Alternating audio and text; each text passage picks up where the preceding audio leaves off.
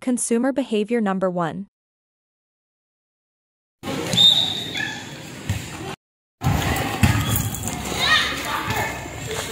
Bakit, pre? May binili akong sapatos. Pwede mo akong tulungan. Sige, dito sa sa Shopee. Paano? Pre, sa Shopee, mapapamura ka pa at legit pa yung pagpipilian mo dito.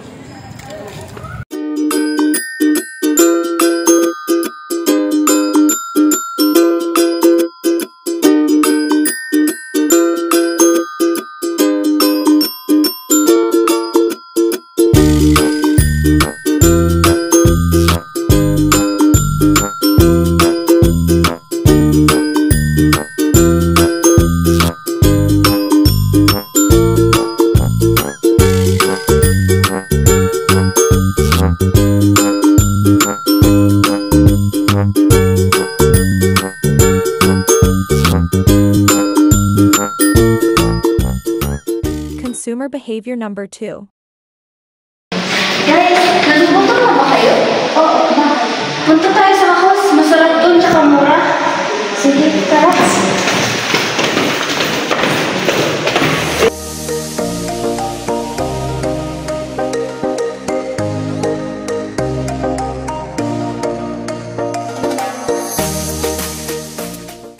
Ito na lang yung mommy good for 2 with drinks pa. Anong sa inyo? Sige, yan na lang din. Sige, yan na lang din. Okay. Consumer behavior number 3.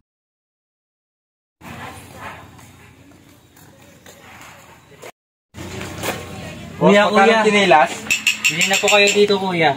Meron pa kami ditong naka-sale na chinelas na 3, 4, 500. Mura na po to, kuya. Bali, 600 po ang original price nito. Naka-discount na po kayo pag bibili po kayo ng 3 piraso is magiging 500 na lang po. Sige, kukuhin na namin 3. 3, boss. Yung bayad.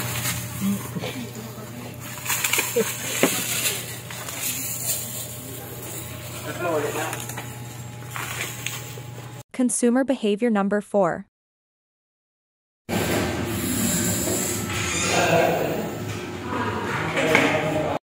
Sir, naghanap po ba kayo ng perfume na nagtatala ng 24 hours? Meron po kami dito best seller na Invictus. Tsaka meron din po kami dito Urban Winter. Pwede din po ako.